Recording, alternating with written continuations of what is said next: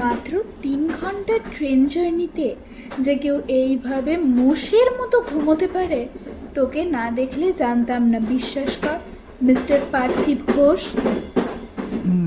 রাজনন্দিনী দেবরায়, তুমি আর জীবনটাকে চিনলে কত দূর? আরে কত দূর এলাম? হিসেব অনুযায়ী তো আর 15 মিনিট, কিন্তু ট্রেন 15 মিনিট পিছিয়ে চলায় সব মিলিয়ে এখনো আধ ঘন্টা দেরি আছে। মাত্র 15 মিনিট? আরশি, বলছি আমরা যার বাড়ি যাচ্ছি আর তিনি তোর কে হয় রে? পিসি?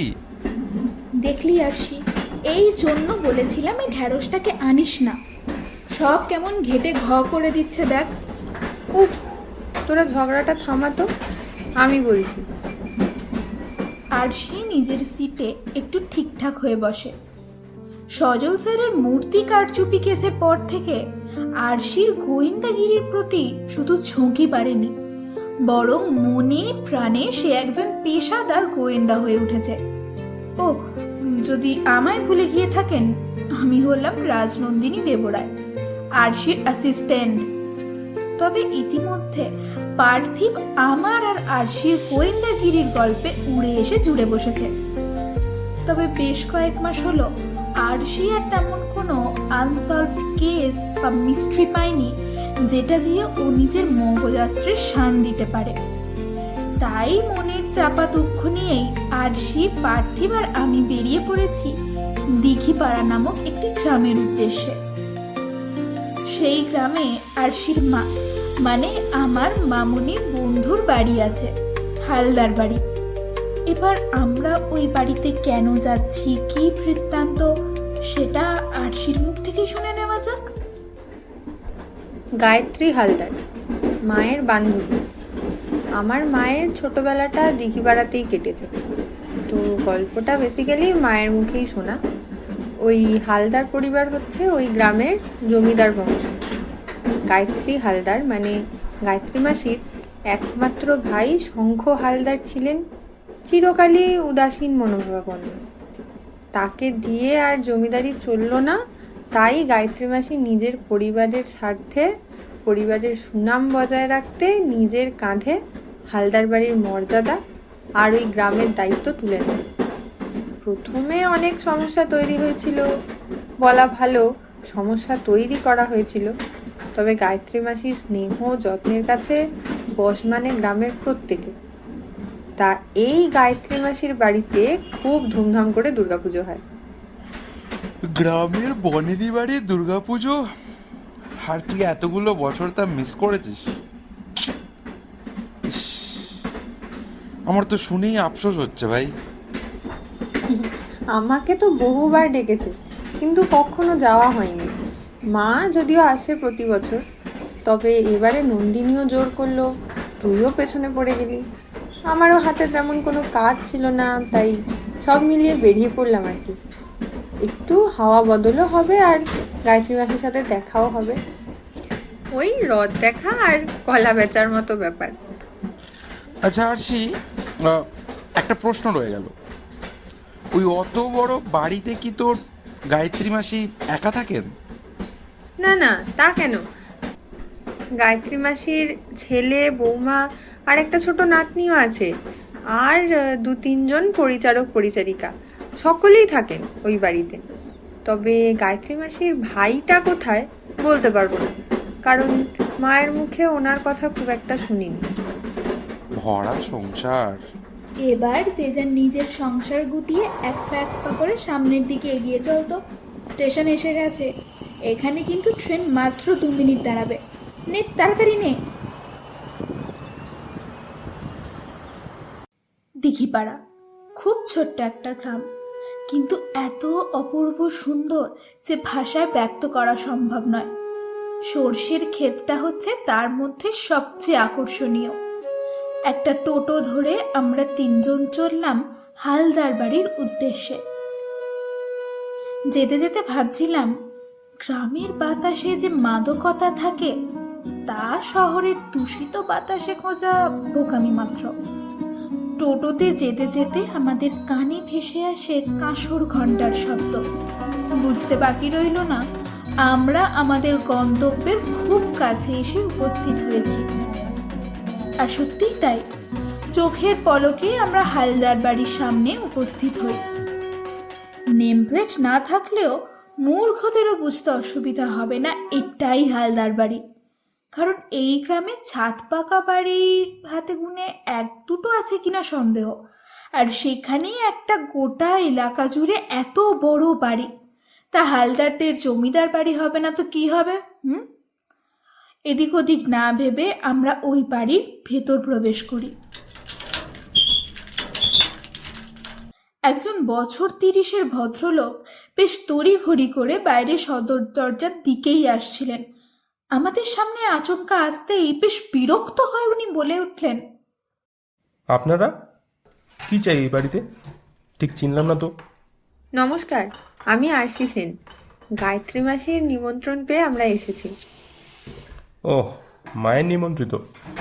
মা তো যারা লোহা লক্কর বিক্রি করে তাদেরও নিমন্ত্রণ করে। আপনাদের পরিচয়টা ঠিক কি? লোকটির কথা শুনে ওনাকে আর ভদ্রলোক সম্বোধন করার ইচ্ছেটা রইল না, উপরন্তু মনে হচ্ছিল ব্যাগপত্র নিয়ে উল্টো পথে রওনা দিই।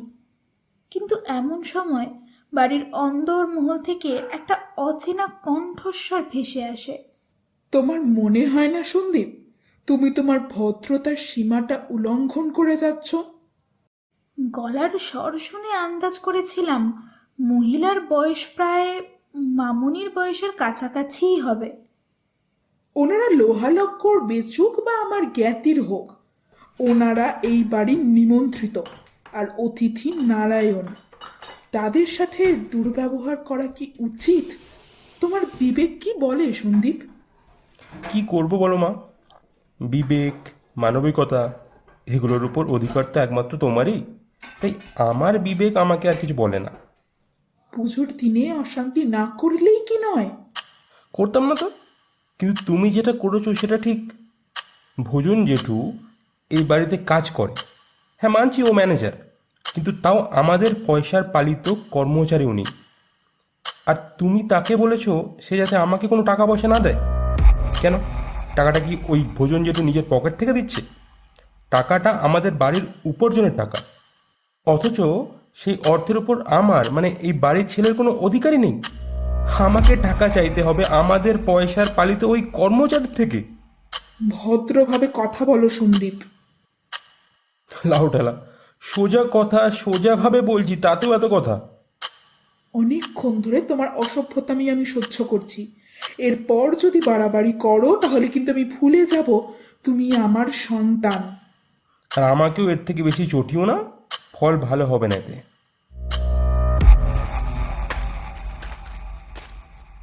কথাটা বলেই হন হন করে হালদার বাড়ি থেকে বেরিয়ে যান লোকটি। যতটুকু বুঝলাম এই বয়স্ক মহিলাই হচ্ছেন গায়ত্রী দেবী, আর ওই অভদ্ররূপী ভদ্রলোকটি হলেন গায়ত্রী দেবীর একমাত্র সন্তান সন্দীপ হালদার। তবে দেখে যা বুঝলাম তাতে এটুকু হলপ করে বলতেই পারি ইনি মানুষ কম ঘূর্ণিঝড় বেশি। যেভাবে কয়েক মিনিটে তিনি চারিদিকটা লণ্ডভণ্ড করে দিলেন তা একমাত্র ঘূর্ণিঝড়ের পক্ষেই সম্ভব। গায়ত্রী দেবী আরশির কাছে এগিয়ে এসে বলেন, তোমরা কারা মা? ঠিক চিনলাম না তো। আরশি নিজের পরিচয় গায়ত্রী মাসিকে জানায়। সেই শুনে গায়ত্রী মাসি বলে ওঠে, কি বলছো? তুমি মল্লিকার মেয়ে? সেই কোন ছোটবেলায় দেখেছি, একেবারে বুঝতে পারিনি। তবে তোমার মুখের আদলটা খানিকটা তোমার বাবার মতো। এসো এসো, তোমরা ভেতরে এসো। কি অবস্থা দেখেছো? কত দূর থেকে এসেছো, আর বাড়িতে পা রাখতে না রাখতেই কি সব শুনতে হলো। কিছু মনে করো না মা তোমরা, আমি ক্ষমা প্রার্থী তোমাদের কাছে। এসব কি বলছেন মাসি? ছোটবেলা থেকে আপনার কথা তো কম শুনিনি মায়ের মুখে। মল্লিকা তো ওই রকমই। এই ভজন, কলকাতা থেকে আমার 3 ছেলে মেয়ে এসেছে, ওদের জিনিসপত্রগুলো উপরের ঘরে রেখে দাও। আরশি, রাজনন্দিনী, তোমরা যাও, 2 তলায় গিয়ে 3 নম্বর ঘরটা তোমাদের। আর বাবা, তোমার নামটা বেশ কি বললে? পার্থিব। হ্যাঁ, পার্থিব। বাবা, তোমার অসুবিধা না হলে তুমি আমার ভাইয়ের ঘরে থাকতে পারো। ওই ঘরে আর কেউ থাকে না, হয়তো আর কেউ থাকবেও না। গিন্নিমা, আজ মায়ের হাতে অস্ত্র প্রদান হবে, আর এই বাড়ির রীতি অনুযায়ী মাকে তো গয়নাও পরানো হবে। বিকেল 5:12 শুভ সময় শুরু হচ্ছে।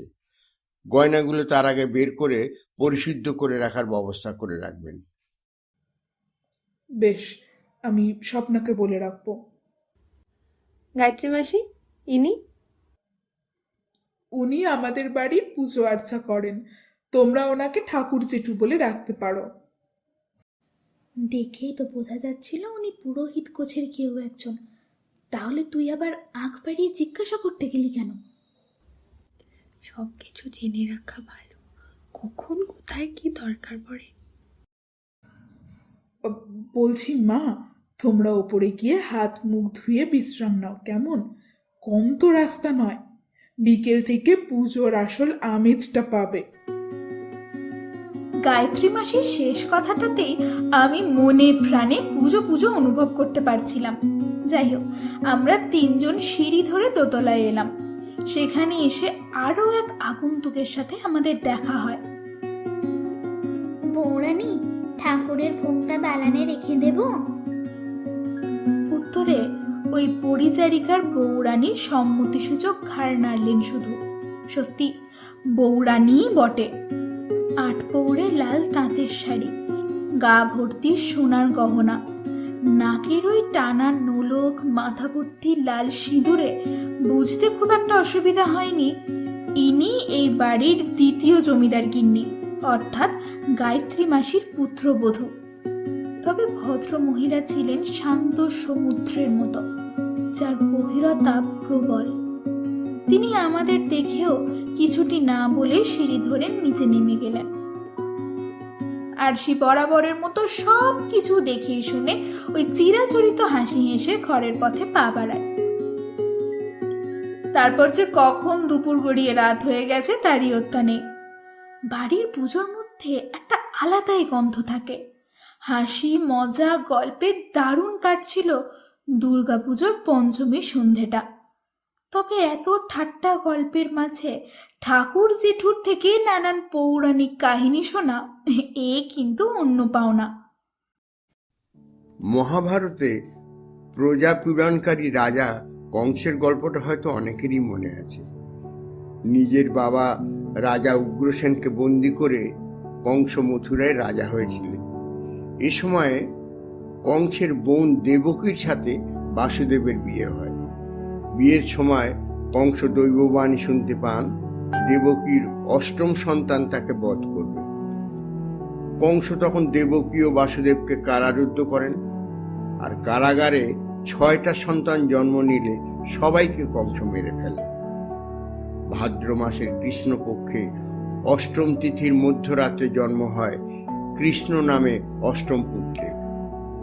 বংশ রক্ষার জন্য কৃষ্ণকে গোকুলে গোপরাজ নন্দের ঘরে গোপনে রেখে আসেন বাসুদেব।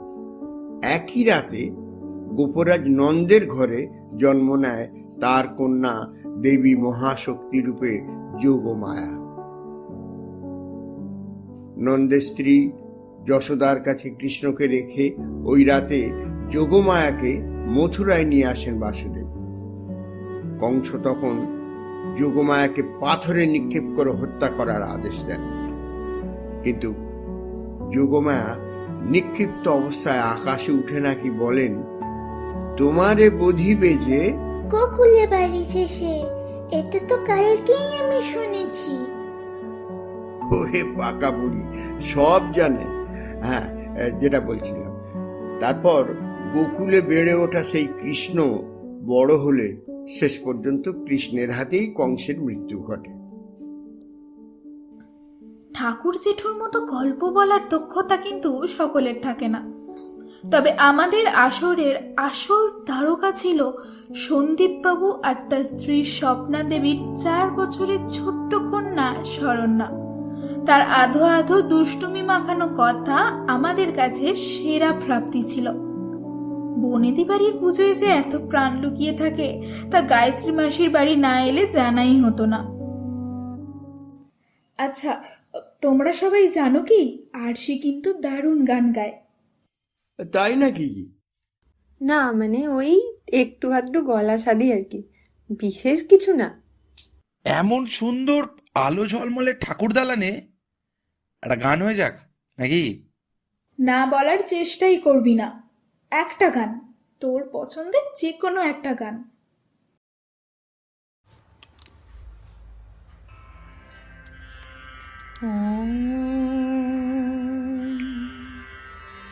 জয় দেহি মা বলম দেহি মা রূপম দেহি মা যশ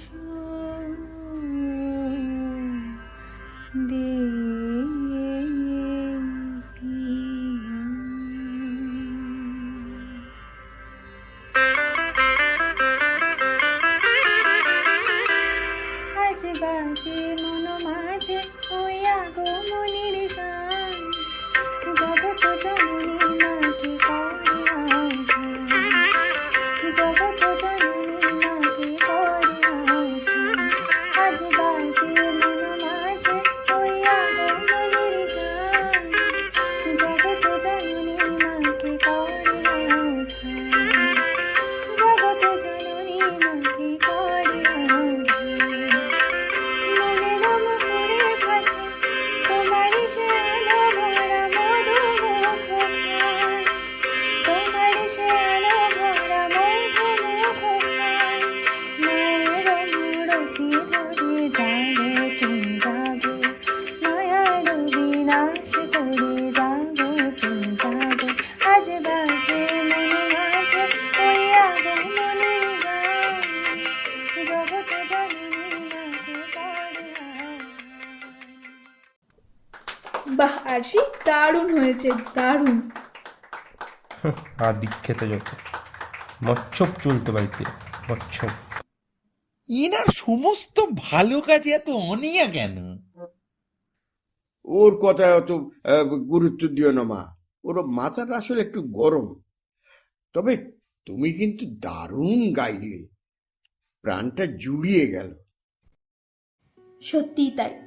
আরশির গান, পঞ্চমী বিকেলে মায়ের হাতে অস্ত্র প্রদান, বাড়ির গহনা দিয়ে মাকে সাজানো, পাত পেরে ভোগ প্রসাদ খাওয়া, আলপনায় মোড়ানো উজ্জ্বল আলোয় ঢাকা উঠানে বসে গল্প করতে করতে কেটে গেল পঞ্চমীর রাত। আমি আর আরশি ঠিক করেই রেখেছিলাম পুজোর এই 4-5টা দিন আমরা শাড়িই পরবো। তাই যেমন কথা তেমন কাজ, শাড়ি পরে সিঁড়ি ধরে নিচের ঠাকুর দালানে যেতে যাব। ঠিক সেই সময় গায়ত্রী মাসির ঘর থেকে ভেসে আসে হুমকি ভরা চিৎকার। হুট করে ঢুকে যাওয়া উচিত হবে না সেই ভেবে কান লাগাই ওই দরজার বাইরে। তাহলে তুমি বলছো টাকাটা তুমি দেবে না? 5 লক্ষের পিছনে কতগুলো শূন্য বসে জানো? আমার জীবনের সবচেয়ে বড় অক্ষমতা যে আমি তোমায় মানুষ করতে পারলাম না সন্দীপ। এর ফলটা কিন্তু একেবারেই ভালো হবে না গায়ত্রী হালদার।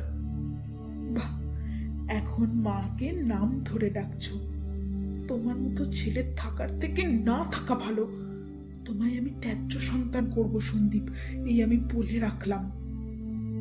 হ্যাঁ, আমায় ঘাট থেকে ঝেড়ে ফেলতে পারলেই তো বেঁচে যাও তুমি।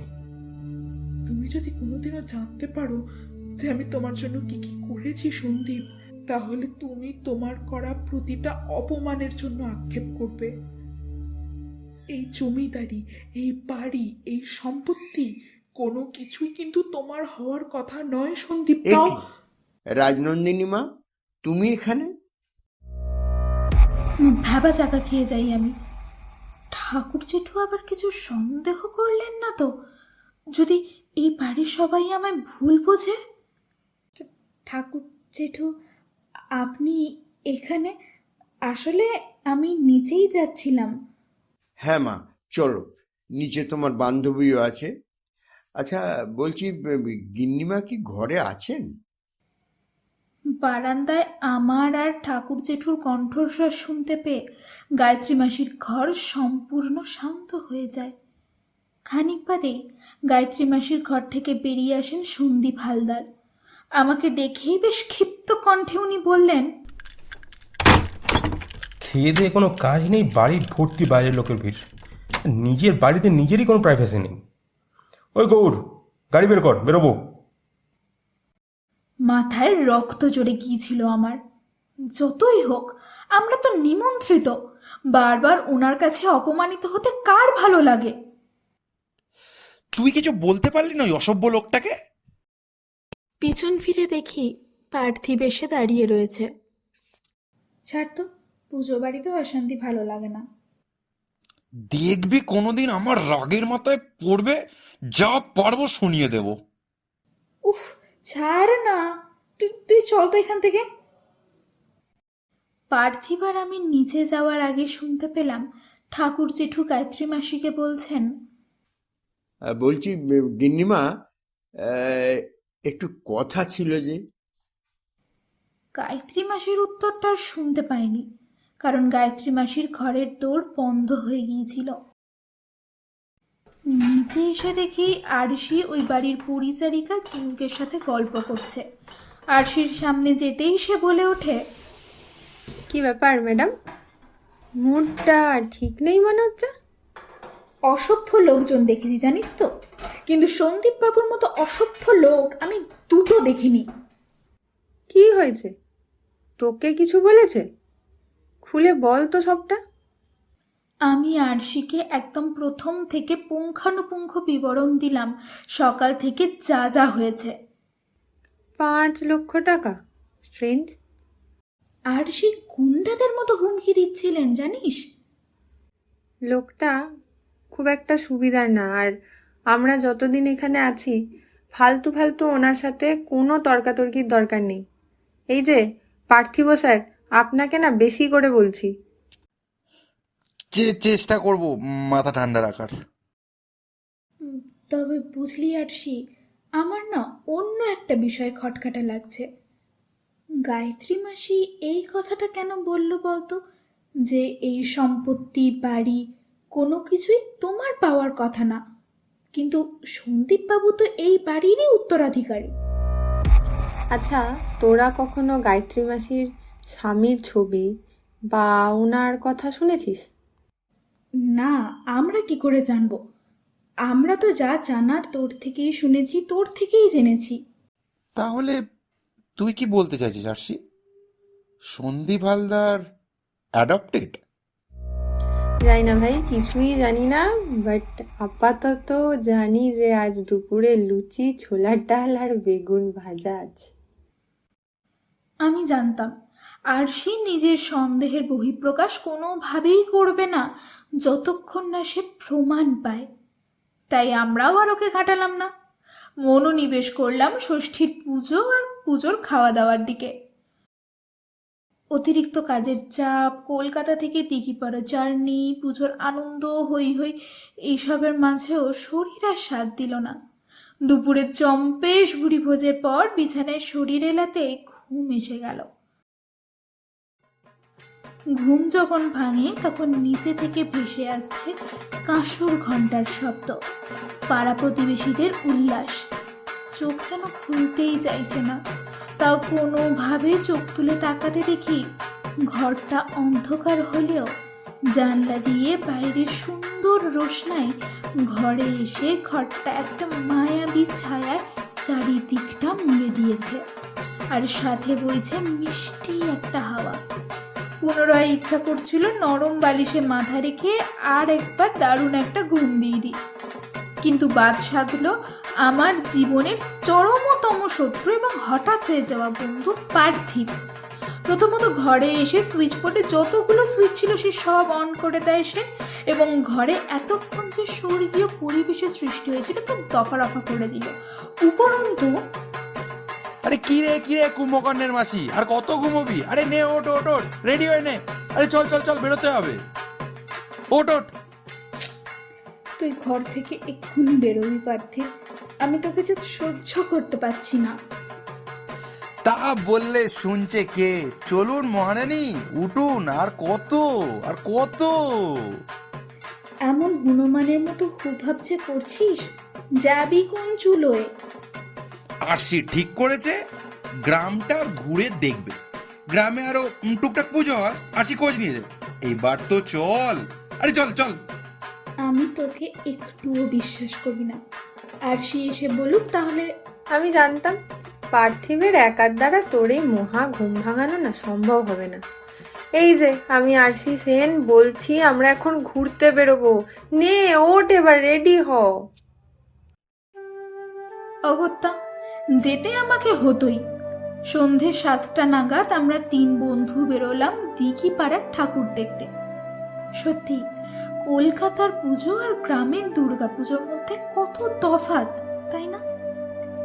কলকাতার সব বিশাল বিশাল সুন্দর সুন্দর প্যান্ডেল, আলোকসজ্জার কাজ, চিৎকার, হই হই টই টই, মানুষের উত্তাল ভিড়ে রাস্তায় পা ফেলার জায়গা থাকে না। আর সেখানে গ্রামের পুজো কত শান্ত। হাতে গুনে 3-4টে প্যান্ডেল আছে কিনা সন্দেহ, কিন্তু তাও প্রতিটা প্যান্ডেলের সামনে ছোট্ট একটা মঞ্চ করা হয়েছে, যেখানে গ্রামের ছেলেমেয়েরা সাংস্কৃতিক অনুষ্ঠান করছে। মাঠে বসেছে পুজোর মেলা, মাইকে বাজছে হরেক মাল 10 টাকা। বাচ্চা বয়স্ক সবাই নাগরদোলা চাপছে। জীবনের প্রতিটা মুহূর্তের আনন্দকে নিখড়ে নিচ্ছে তারা। মেলায় ঘুরে বাড়ি ফেরার সময় ঘড়িতে দেখলাম প্রায় 9টা বাজতে যায়। তাহলে নন্দিনী ম্যাডাম, বেরিয়ে কেমন লাগলো বলুন? শহরের পুজো আর গ্রামের পুজোর মধ্যে কত আকাশ পাতাল তফাৎ ভাব, কিন্তু সেই 2 জায়গাতেই একই মায়ের আরাধনা। আর তার উপর ব্রাউনি পয়েন্টস হচ্ছে গ্রামের মেলা। আহা, সত্যি কতদিন পর প্রপার মেলায় ঘুরলাম।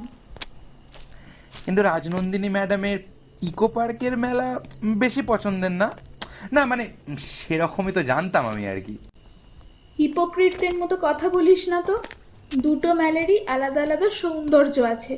কেন তুই যাস না ইকো পার্কের মেলায়? আরে আরে, এদের দুজনকে নিয়ে তো আচ্ছা ঝামেলায় পড়া গেল। যখন তখন যেখানে সেখানে ঝগড়া শুরু করে দেয়। তুই আমায় কেন বলছিস? ওই তো। আচ্ছা আচ্ছা, বুঝেছি আমি সব, আর কোনো কথা নয়। এই এই আরশি, আরশি ঠিক আছিস? কে রে হতচ্ছাড়া, আজ তো তোর। পার্থিব দৌড়ে ধরতে যায় ওই পলাতককে। হ্যাঁ, ঠিকই ধরেছেন। এক অপরিচিত ব্যক্তি পিছন থেকে সজোরে ধাক্কা মারে আরশিকে। সেই ব্যক্তিটিকে ধরার জন্য দৌড় দেয় পার্থিব। আমরাও ওদের পিছন পিছন ছুটে যাই, কিন্তু সেই পলাতকের কাছে এগোলে এইটুকু বুঝতে পেরেছিলাম ইনি আমাদের অপরিচিত নন, বরং একটু বেশি পরিচিত। কি সন্দীপ বাবু, আপনি এখানে? প্লিজ আমাকে বাঁচান, নাহলে ওই বাচ্চু আজ আমাকে। আমি ঠিক আছে, আপনি শান্ত হন, এই নিন জল খান। কথাটা বলেই আরশি আমায় ইঙ্গিত করে জলের বোতলটা ওই সন্দীপকে এগিয়ে দেওয়ার জন্য। না, আমার কোনো প্রকার ইচ্ছে ছিল না ওই অসভ্য লোকটাকে জল খাওয়ানোর, কিন্তু কি আর করব, উনি অভদ্র হলো, আমরা তো আর অভদ্র হতে পারি না। এক নিঃশ্বাসে প্রায় পুরো বোতল জল শেষ করে জোরে জোরে নিঃশ্বাস নিতে থাকে সন্দীপ হালদার। জুয়া খেলে হেরে গেছেন, তাই তো?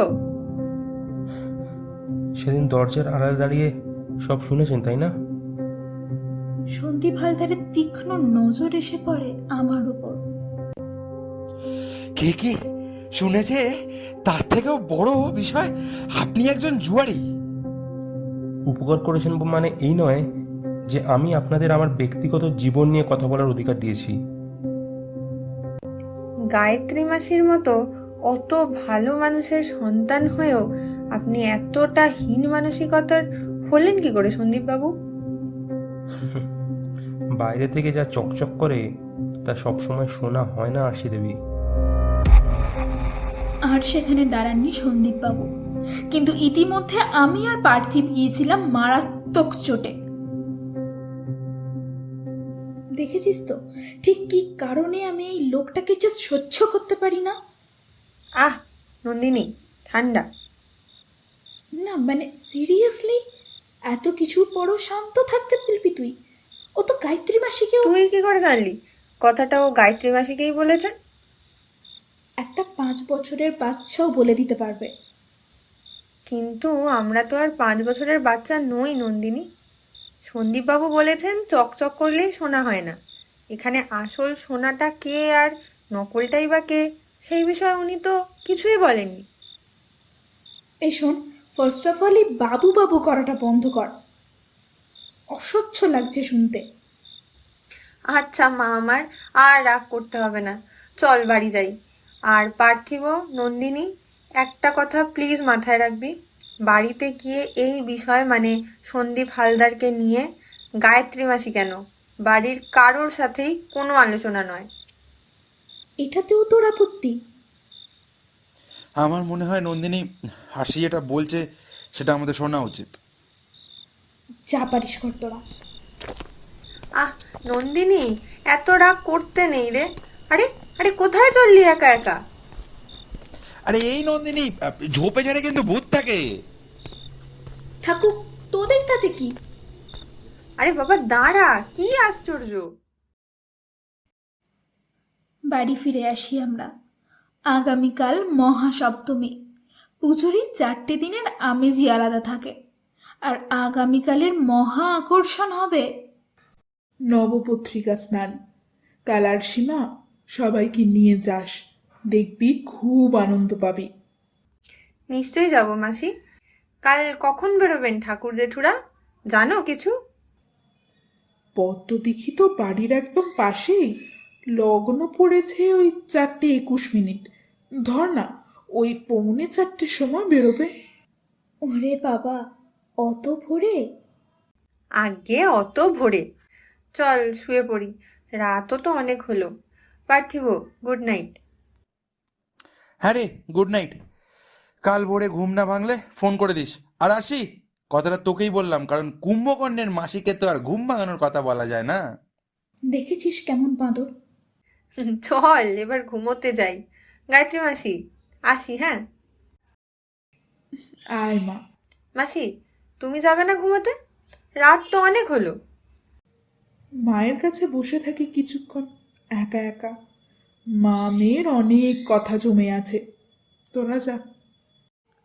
আরশি আর কোনো কথা বাড়ায়নি। ওপরে এসে পরিষ্কার হয়ে বিছানায় আরশির পাশে শুয়ে পড়ি আমি। কি রে নন্দিনী, এই তো সন্ধ্যা অবধি ঘুমোলি, আবার তোর ঘুম পেয়ে গেল? না, ঘুম পাইনি, তবে এখানে না এলে পুজোর আসল এসেন্সটাই মিস করতাম। আচ্ছা নন্দিনী, তোর কখনো মনে হয়নি সন্দীপবাবু মানুষটাকে আমরা যতটা খারাপ ভাবি উনি ততটা খারাপ নন? ঠিকই, উনি ততটা খারাপ নন, বরং তার চেয়ে অনেক অনেক অনেক গুণ বেশি খারাপ। উফ, এই মেয়ের রাগ তো নয়? রাগ হবে না? গতকাল থেকে উনি যা যা করেছেন তারপরেও তোর মনে হয় কি করে যে ওই মানুষটির মধ্যেও ভালো কিছু অবশিষ্ট থাকতে পারে? ঘরে জল নেই? চল জল নিয়ে আসি নিচ থেকে। এই শোন, প্রত্যেকবার তুই আমার কথা এড়িয়ে যাবি না তো আরশি?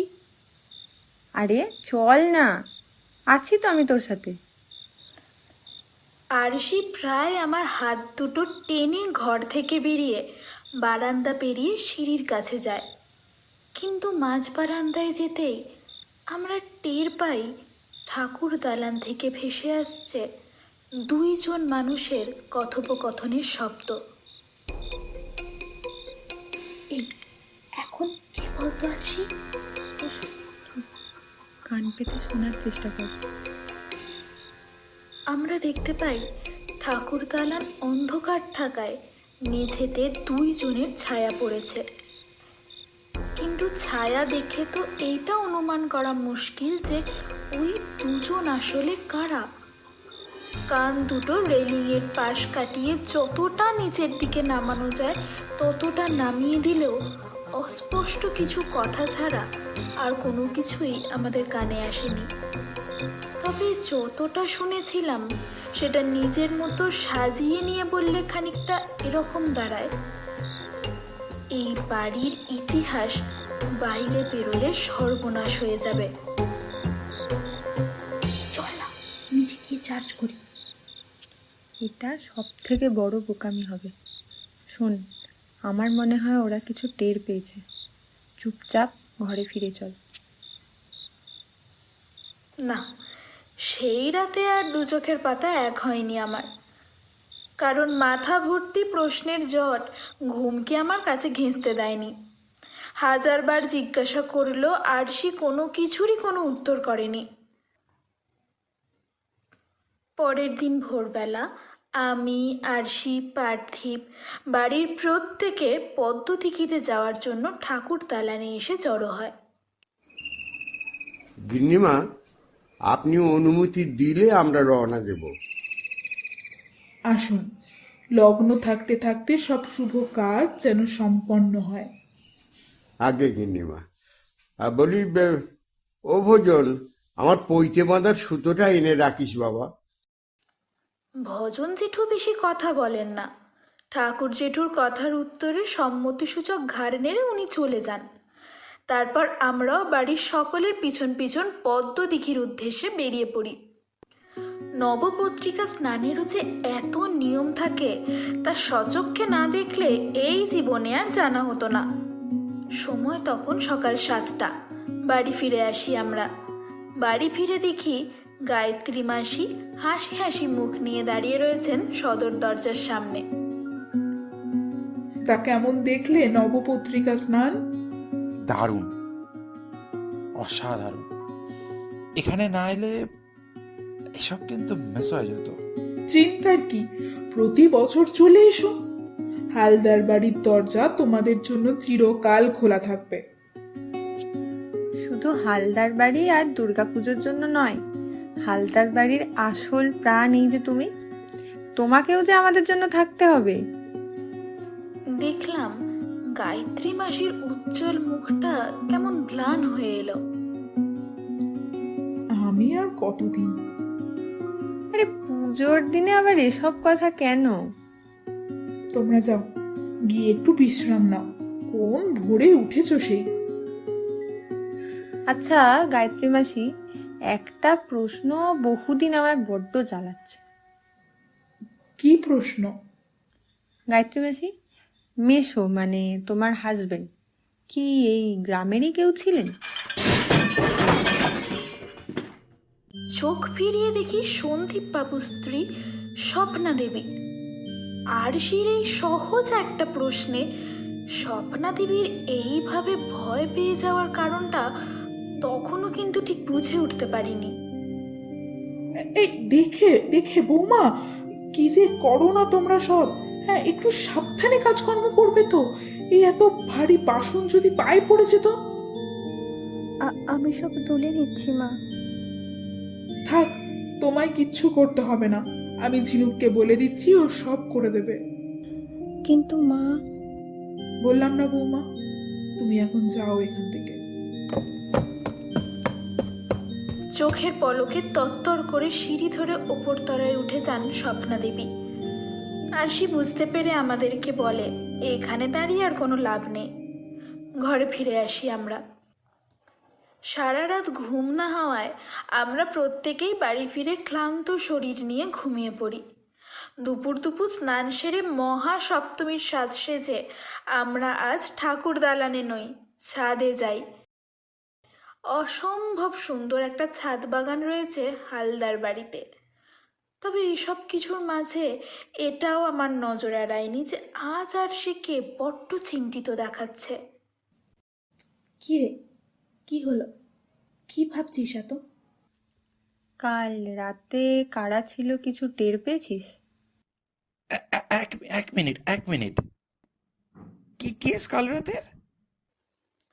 গত রাতে আমরা যা যা শুনেছি, যা যা দেখেছি, তা সবটা বললাম পার্থিবকে। দেখ, গলা শুনে যা বুঝেছি, একজন তো গায়ত্রী মাসি, আর একজন কোনো মহিলাই হবে। কেন? ছায়াতে কুচি দেখেছিস বলে?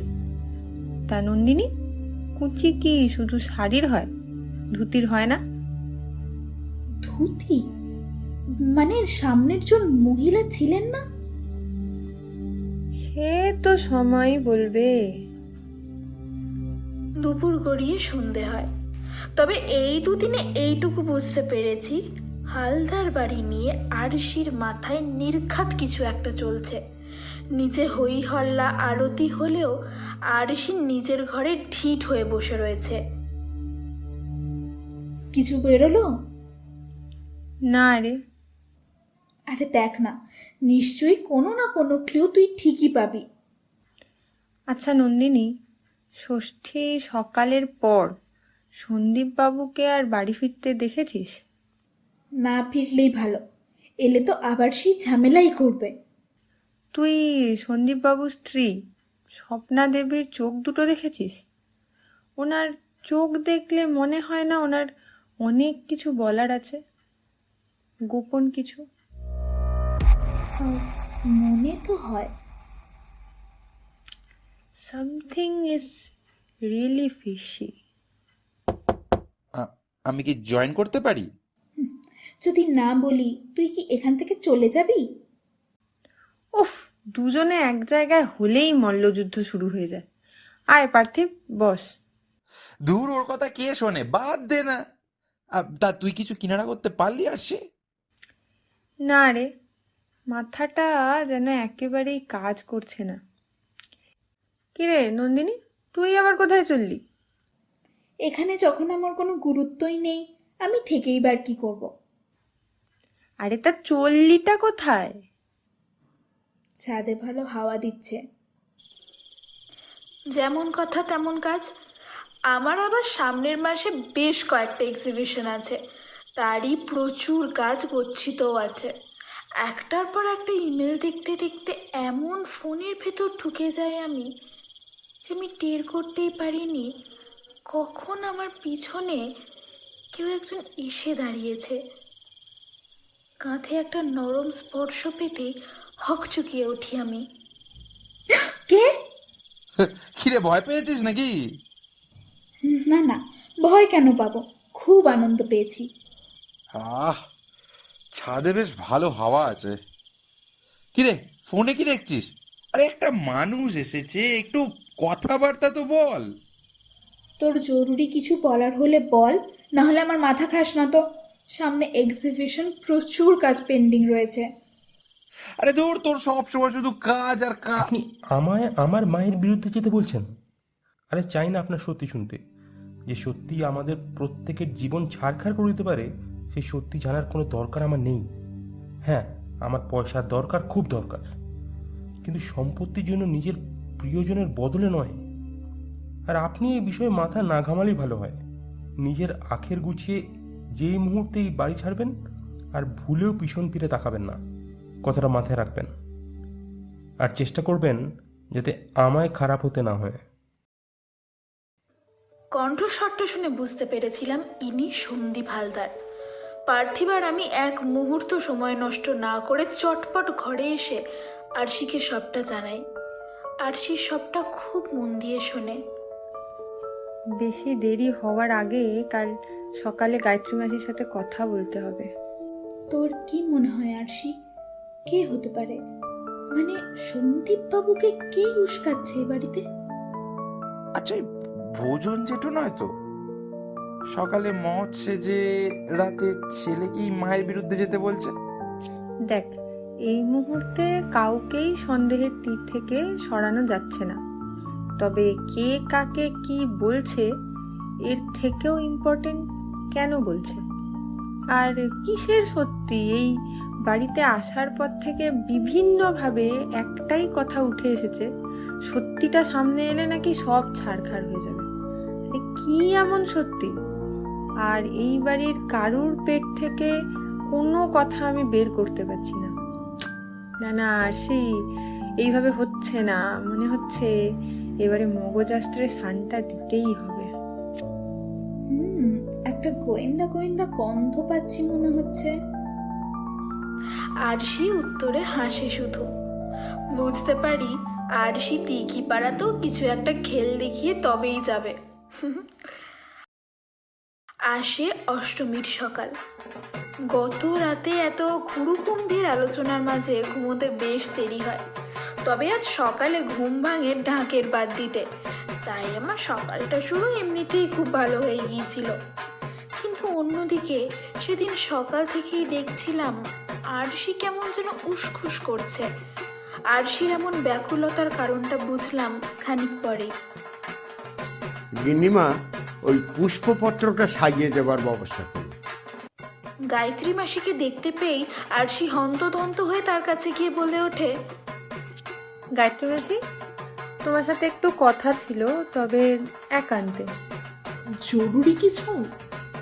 না, তেমন বিশেষ কিছু নয়, তবে তোমার সাথে কথাটা বলা ভীষণ জরুরি। জানি না গায়ত্রী মাসি কি বুঝেছিলেন, তবে আরশির তৎপরতা দেখে উনি কিছু তো টের নিশ্চয়ই পেয়েছিলেন। কিন্তু অষ্টমীর পুজোর মাঝে মায়ের মায়াবী মুখের মহিমায় আমরা পুনরায় গোয়েন্দাগিরি ছেড়ে পুজোর আমেজে মেতে যাই। না, সেই আমাদের লিস্টে আরশি অবশ্যই ছিল না, কারণ যতক্ষণ না ও সত্যিটা জানতে পারছে ততক্ষণ কোনোভাবেই ও শান্ত হতে পারবে না। আরশি বেশ কয়েকবার গায়ত্রী মাসির সাথে কথা বলতে চেয়েও বিবিধ ব্যস্ততার কারণে গায়ত্রী মাসির সাথে তার আর কোনো কথা হয়ে ওঠেনি।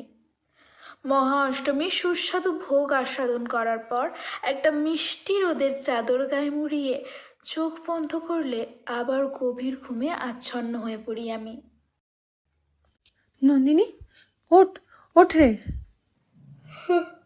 কে কে? কিরে, কি হয়েছে? হাঁপাচ্ছিস কেন? গায়ত্রী মাসি ইজ নো মোর। নিজের কানকেই বিশ্বাস করাতে পারছিলাম না আমি। কি বলছিস তুই? এই তো দুপুরে দেখলাম। আরে পুজোর জোগাড়ের জন্য ডাকছিলেন সবাই। দীর্ঘ 1 ঘন্টা ডাকাডাকির পর দরজা না খোলায় সন্দেহ বাড়ে, আর বাড়ির সবাই দরজা ভাঙতেই দেখি গায়ত্রী মাসি আর নেই। The hell? How is this possible? তুই আর পার্থিব একটু আমার সাথে আয় তো। আমরা 3 জন সিঁড়ি ধরে নিচে নামতেই দেখা পেলাম আমাদের খুব পরিচিত একজনের সাথে। সজল স্যারের বিষ্ণুপুরী মূর্তি কারচুপির কেসে আরশিকে সাহায্য করেছিলেন মুকুন্দপুর থানার এই বড়বাবু। অনেক বছর পর ওনাকে দেখে স্বস্তি পেলাম মনে। আরশিকে দেখেই উনি বলে উঠলেন, আরে আরসি সেন অ্যান্ড টিম, কেমন আছো সবাই? এই বাড়িতে কি ব্যাপার? গায়ত্রী মাসি আমার মায়ের বন্ধু। ও আই সি, তা কি বুঝছো? জানি না, তবে ন্যাচারাল ডেথ না হলেও খুব একটা অবাক হব না। তাহলে কি বলছো, খুন? সেটা তো পোস্টমর্টেম না হলে বলাটা খুব মুশকিল, তবে কানা ঘুষোতে শুনেছিলাম গায়ত্রী মাসির দেহ নাকি ওরা পোস্টমর্টেমে দেবে না। সন্দেহ যখন তোমার হয়েছে তখন পরখ করে তো দেখতেই হচ্ছে। মুকুন্দপুরের ভূতের রহস্য তুমি উদ্ঘাটন না করলে তো আজও গ্রামবাসী ভূতের ভয়েতেই বাঁচত। আর ওদিকে সজল বাবু চুরির টাকায় নিজের পকেট ভরতেন। দেখুন যদি পোস্টমর্টেমের কিছু ব্যবস্থা করতে পারেন। পুলিশের বড়বাবু অভিজিৎ মণ্ডল তার দলবল নিয়ে ভেতরে চলে যান। সাথে সাথে আমরাও পা বাড়াই সেই পথে। কিন্তু ইতিমধ্যেই একটা গণ্ডগোল বেঁধেছে গায়ত্রী মাসির ঘরে। গায়ত্রী মাসির মৃতদেহ পুলিশ নিয়ে যেতে চাওয়ায় সেটা নিয়ে অশান্তির ঝড় তুলেছেন সন্দীপ হালদার। আমি আমার মায়ের মৃত শরীরে কাটাছেঁড়া করতে দেব না। দরকার পড়লে নিজের সর্বশক্তি দিয়ে আপনাদের আটকাবো, কিন্তু এই অধর্মকে আমি প্রশ্রয় দেব না। আপনি কি কিছু থেকে ভয় পাচ্ছেন সন্দীপ বাবু? যদি কেঁচো করতে কেউটে বেরিয়ে পড়ে? হালদার বাড়ির ছেলেরা ভয়তে মুখ লুকিয়ে থাকে না। কিন্তু পুলিশের কাজে বাধা দিলে হালদার বাড়ির ছেলে কি এই মণ্ডল বাড়ির ছেলে কেউ কিছু মনে রাখবে না। সেটা কি ভালো দেখাবে? গ্রামবাসীর সামনে কেন নিজের অস্তিত্বের কারণ তৈরি করছেন? এর থেকে আমরা যেটা করতে চাইছি সেটা করতে দিন, বাধা না দিয়ে। সন্দীপবাবু ভিজে বেড়ালের মতো গুটিয়ে একদিকে চুপচাপ দাঁড়িয়ে পড়েন। জানি না কেন আমার মন বলছিল, এই লোক মুখে বড় বড় ভাষণ দিল, এনার দ্বারা খুনটুন হবে না। অভিজিৎ স্যারের থেকে জানতে পেরেছিলাম পোস্টমর্টম রিপোর্ট পেতে পেতে হয়তো 2-3 দিন সময় লাগতে পারে। পুজোর সময় সকলেই ছুটিতে। তবে দেবীর কৃপায় গায়ত্রী মাসের পোস্টমর্টম রিপোর্ট আমরা হাতে পেয়ে যাই পরের দিন, অর্থাৎ নবমীর সকালেই। অভিজিৎবাবু খবরটা পেয়ে প্রথম আরশিকেই জানায়। আমরা যা ভেবেছিলাম তা 100% সত্যি। গায়ত্রী মাসির মৃত্যুর কারণ কোনো হার্ট অ্যাটাক বা ন্যাচারাল ডেথ নয়। গায়ত্রী মাসির মৃত্যু হয়েছে স্লো পয়জনিংয়ের জন্য।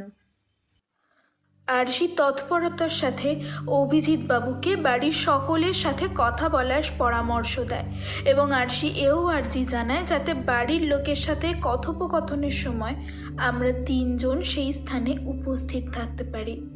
সমস্ত লোক লৌকিকতা মেনে গায়ত্রী মাসির শবদেহ দাহ করা হয় নবমীর রাতে। নামমাত্র মন্ত্রপাঠের দ্বারা সম্পন্ন হয়েছিল নবমীর পুজো। না তো ছিল কোনো আড়ম্বর আর না তো ছিল কোনো কাঁসর ঘণ্টার আওয়াজ। যদিও পুজো বন্ধ হয়ে যাওয়ারই কথা ছিল, তবে গায়ত্রী মাসির নাকি আদেশ ছিল পরিস্থিতি যতই কঠিন আসুক না কেন পুজো যেন বন্ধ না হয়। তাহলে গায়ত্রী মাসি কি কোনো রকম সন্দেহ করেছিলেন? নবমীর রাত কাটলে দশমী সকালে বসে পুলিশি তদন্ত। প্রথমে ডেকে পাঠানো হয় হালদার বাড়ির পরিচারিকা ঝিনুককে। তোমার নাম? আগে ঝিনুক স্যার। পুরো নাম? ঝিনুক দাস। অষ্টমীর দিন দুপুরে তুমি কোথায় ছিলে? আগে বাড়ির সবাইকে খাবার পরিবেশন করছিলাম, বৌরানিও আমার সাথে ছিলেন। যেদিন গায়ত্রী দেবী মারা গেলেন সেদিন সারাক্ষণ কি তুমি তোমার কর্তামার সাথেই ছিলে? আগে স্যার বাড়িতে পুজো, সকলকে ভোগ প্রসাদ দিচ্ছিল, তাই সবসময় কর্তামার সাথে থাকতে পারিনি গো। আচ্ছা, গায়ত্রী মাসি সকাল থেকে কি কি খেয়েছিল মনে করে বলতে পারবে? শুধু খাবার নয় কিন্তু, মানে কোনো রকম ফলের রস বা অন্য কিছু? সকাল থেকে তো কর্তামা নির্জলাই ছিলেন, দুপুরে ওই তোমাদের সাথেই যা ভোগ প্রসাদ খেলো। আমি আর কিছু জানি না আরশি দিদি। ঝিনুক, একটা কাজ করতে পারবে? গায়ত্রী মাসি যে গ্লাসে জল খেত বা বোতলে জল খেত সেটা সরিয়ে আমাদের এনে দিতে পারবে? অভিজিৎ স্যার, ওই জিনিসগুলোকে যদি ফরেন্সিকে পাঠানো যায়? সেসব হয়ে যাবে। এই যে ঝিনুক দাস, পারবে কাজটা করতে? পারবো দিদি, তবে তোমরা শুধু ওই পাপিকে খুঁজে বের করো। ঝিনুক প্রস্থান করলে সেই স্থানে এসে উপস্থিত হয় হালদার বাড়ির পুত্রবধূ স্বপ্না দেবী। স্বপ্না দেবী ঘরে প্রবেশ করলে আমার নজর কাড়ে ওনার চোখ দুটো।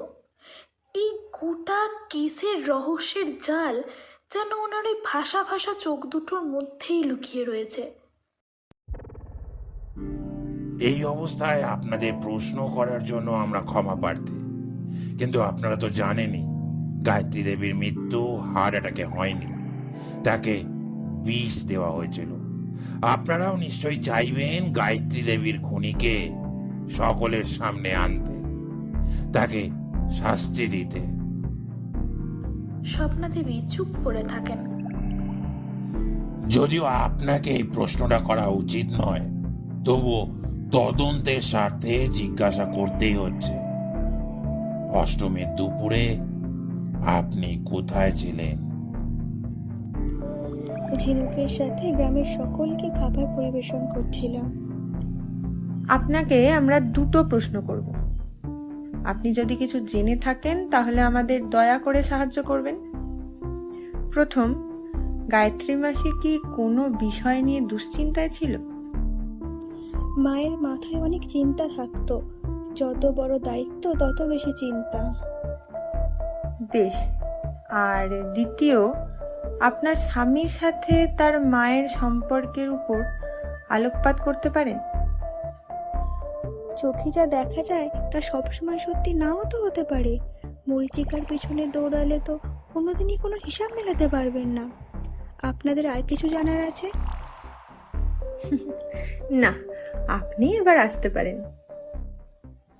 স্বপ্নাদেবী চলে গেলে এরপর পালা আসে হালদার বাড়ির ম্যানেজার, বলা ভালো গায়ত্রী মাসির ডান হাত ভজন জেঠুর ইন্টারোগেশনের। আপনার নাম? ভজন ঘোষ। কতদিন আছেন এই বাড়িতে, মানে কতদিন হলো কাজ করছেন? তাও বছর 10 তো হলোই। পঞ্চমী সকালে গায়ত্রী দেবীর একমাত্র সুপুত্র সন্দীপ আপনাকে অনেক অকথা কুকথা শুনিয়েছিল। কেন? জুয়া খেলে খেলে পথে বসে গেছে সন্দীপ বাবু। নিজের বাড়ির মান সম্মানটা প্রায় দাওতে লাগিয়ে দিয়েছিল। গিন্নিমা নিজের পূর্বপুরুষের গায়ে কালি ছেটাতে চাননি, তাই সন্দীপ বাবুর জুয়ার অত্যাচার মেনে নিয়েছিলেন নীরবে। কিন্তু সন্দীপ বাবুর চাহিদা বাড়তে বাড়তে এমন চরম সীমানায় পৌঁছে যায় যে সে রীতিমতো গিন্নিমাকে টাকা দেওয়ার জন্য হুমকি দিতে শুরু করে। আর সেই জন্যেই গিন্নিমা দাদাবাবুকে সায়স্তা করতে আমায় বারণ করেন ওনাকে যেন আমি একটা কানা করিও না দিই। আচ্ছা ভোজন বাবু, আপনার কি মনে হয় এই যে গায়ত্রী দেবী সন্দীপ বাবুর হাত খরচ যাবৎ সমস্ত টাকা পয়সা লেনদেনের পথ বন্ধ করে দিলেন, সেই রাগ থেকেই কি সন্দীপ বাবু গায়ত্রী দেবীকে খুন করতে পারেন? আমার মনে হওয়া না হওয়াতে তো আপনাদের কাজ আটকে থাকবে না স্যার, তবে আমার মনে হয় না দাদাবাবু এই কাজটা করতে পারেন। গিন্নিমার সাথে যতই সমস্যা হোক, গিন্নিমাকে প্রাণে মেরে ফেলার কথা দাদাবাবু ভাবতে পারে না। আর আপনি? আমি আমি গিন্নিমাকে মারবো? গিন্নিমাকে মেরে আমার লাভটা কোথায় বলতে পারেন? গিন্নিমার দয়াতে খেয়ে পড়ে বেঁচেছিলাম, এরপর আমার কি হবে সেই ভেবেই আমি কাইল হয়ে পড়ছি। আর আপনারা এসব কি? ভোজন জেঠু, ষষ্ঠীর রাতে তুমি কোথায় ছিলে গো? আমি একটু অবাক হলাম, আরশি হঠাৎ ষষ্ঠীর রাতের কথা জিজ্ঞাসা করছে কেন। তারপরেই আমার মনে পড়ে যায়, ঠিকই তো, ষষ্ঠীর রাতেই তো আমরা ঠাকুর দালানে দুজন মানুষের ছায়া দেখেছিলাম, যেখানে শাড়ির কুঁচি ভেবে আমরা প্রথমে ধরেই নিয়েছিলাম দুই মহিলা চরিত্রের কথোপকথন হচ্ছে, যতক্ষণ না আরশি সন্দেহ করেছিল কুঁচি ধুতিরও হয়। সুতরাং গায়ত্রী মাসির সামনে থাকা ব্যক্তিটি পুরুষও হতে পারেন। তাই বোধহয় ভজন জেঠুকে প্রশ্নটা আরশি করেছে। ভজন জেঠু বেশ ভেবে উত্তর করেছিলেন, রাতের বেলায় তো আমি একটু বেরিয়েছিলাম, ওই ঠাকুরমশাই একটা ফর্দ ধরিয়ে দিলেন, বললেন এগুলো কাল ভোরে নবপত্রিকা স্নানে সব লাগবে। আমি তো সেই সব নিতেই বেরোলাম। তারপর ফিরতে ফিরতে দেরি হয়ে গেল। ঝিনুকের হাতে সব সঁপে দিয়ে আমি সরাসরি আমার বাড়ি চলে যাই। তোমার কথায় বিশ্বাস করব কি করে? সপ্তমীর ভোরে আমার আসতে দেরি হওয়ায় তোমাদের সবার সামনে গিন্নিমা আমায় কড়া ভাষায় বকেছিলেন, ভুলে গেলে তুমি? হ্যাঁ ঠিকই, আমিও ছিলাম সেই স্থানে। আমিও নিজের কানে শুনেছি, নিজের চোখে দেখেছি পুরো বিষয়টা। ভজন জেঠু ভুল কিচ্ছু বলেননি। অভিজিৎ স্যার ভজন জেঠুকে ছেড়ে দিলে এরপর পালা আসে এমন একজনের যাকে আমি প্রথম দিন থেকেই খুব একটা ভালো নজরে দেখি না। হ্যাঁ, আপনারা ঠিকই ধরেছেন, এবার ইন্টারোগেশনের পর্ব ছিল সন্দীপ হালদারের। আপনারা কিন্তু আমাদের এই পরিস্থিতিতে যথেষ্ট হ্যারাস করছেন। কয়েকটা ছোট ছোট প্রশ্ন করাকে আপনি হ্যারাস বলছেন সন্দীপ বাবু? আর আপনি চান না আপনার মা জাস্টিস পাক? আমি তো এটাই বুঝতে পারছি না, একটা পুলিশ ইনভেস্টিগেশনে 3টে বাইরের লোক কি করছে? শুনুন সন্দীপ বাবু, আমরা তো পুলিশ, আমরা আপনার থেকে একটু বেশি ভালোই জানি কার ওপর বিশ্বাস করতে হয় আর কার ওপর নয়। আপনি বরং আমরা যে কটা প্রশ্ন করছি তার ঠিক ঠিক উত্তরগুলো দিয়ে দিন, তাহলেই আপনার মুক্তি। কিন্তু বাইরের লোকের সামনে আমি আমার বাড়ির কথা বলবো কেন? যাদের বাইরের লোক বলছেন তাদের সামনেই নিজের মাকে অসম্মান করতে দুবারও ভাবেননি আপনি। তখন কোথায় ছিল আপনার বোধ বুদ্ধি? জানেন তো সন্দীপ বাবু, কথায় কথা বাড়ে। আপনাকে 2-3টি প্রশ্ন করা হবে, আপনি তার উত্তর দেবেন, ব্যাস এইটুকুই তো। আমি কিন্তু এই পুলিশের ঝামেলা চাইছি না, সেই নিয়ে কিন্তু আমি উপর মহল অব্দি অভিযোগ জানাবো। সে আপনি উপর নিচ যে মহলেই যান না কেন, গায়ত্রী দেবীর খুন হয়েছে সেটা যখন প্রমাণিত, তখন পুলিশ আপনাকে কেন, সে যত বড়ই ক্ষমতাবান হোক, কারুর কথাই শুনতো না। আর আপনি এত ঘাবড়ে যাচ্ছেন কেন বলুন তো? এই কেসটা পুলিশ নিজের হাতে নিয়ে নেওয়ায় আপনার কি কোনো সমস্যা হচ্ছে? বাড়ির পুজোর মধ্যে যে বাধার সৃষ্টি আপনারা করছেন তার জন্য আমার সমস্যা হচ্ছে বই কি। তা সন্দীপ বাবু, আপনি নিজের বাড়ির পুজো নিয়ে এত ভাবেন? কই, ঠাকুর দালানে তো আপনাকে একটিবারের জন্য দেখিনি। এখানে কি আমাকে মশ করার জন্য ডাকা হয়েছে sir? Now let's come to the point. সপ্তমী রাতে আপনি কোথায় ছিলেন? মনে নেই। সন্দীপ বাবু, আপনি এই বাড়ির ছেলে হওয়ায় অনেকক্ষণ ধরে অনেক প্রিভিলেজ পেয়েছেন, কিন্তু আর নয়। এবার যা যা প্রশ্ন করা হচ্ছে আপনি তার ঠিক ঠিক উত্তর দেবেন, নাহলে বাকি কথা থানায় হবে, কারণ আপনি কিন্তু এই কেসের প্রাইম সাসপেক্ট। কিন্তু আমি আমার মাকে খুন করব কেন? টাকার জন্য, সম্পত্তির জন্য। টাকা পয়সা নিয়ে মায়ের সাথে আমার কথা কাটাকাটি চিরকাল। এতকাল আমি মায়ের গায়ে একটা আঁচড় অব্দি কাটিনি, আর আজ কিনা আমি মাকে খুন করে ফেলবো? দায় পড়লে কত মানুষ কত কি করে সন্দীপ বাবু। আপনি কিন্তু এখনো বললেন না, সপ্তমীর রাতে আপনি কাকে বলছিলেন সত্যিটা সামনে এলে নাকি সবকিছু ছাড়খাড় হয়ে যাবে? দেখলাম সন্দীপবাবুর মুখটা কেমন ম্লান হয়ে এলো। আমার গাড়ির ড্রাইভারকে আমি জুয়া খেলে যে এত টাকা ধার করেছি সেটা আমি মাকে বলতে বারণ করছিলাম। শুধু আরশি কেন, আমি নিজেও টের পেয়েছিলাম সন্দীপবাবু মিথ্যে বলছেন। হয়তো চেপে ধরলে সন্দীপবাবু সত্যিটা বললেও বলে দিতেন, কিন্তু আরশির কি হলো জানি না, ও সন্দীপবাবুকে এই বিষয়ের কিছু জিজ্ঞাসাই করলো না। বেশ, আচ্ছা সন্দীপবাবু, অষ্টমীর দুপুরে আপনি কোথায় ছিলেন? ঠাকুর জেঠুর পইতে ছিঁড়ে গিয়েছিল, সেই জন্য ঠাকুর জেঠু পইতে আনতে পাঠিয়েছিলেন। কিন্তু সপ্তমী সকালে ঠাকুর জেঠু ভোজন কাকাকে বলছিল পইতে এনে দিতে।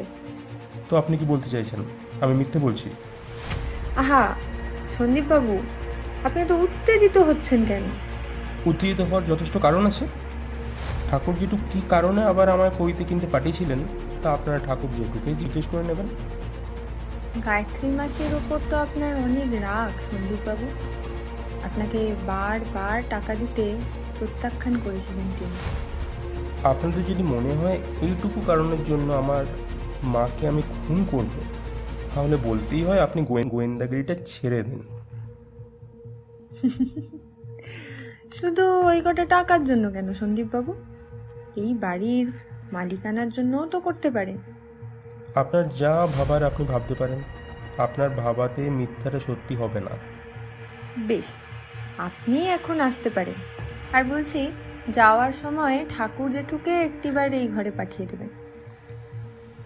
হতবাক হয়ে যাই আমি।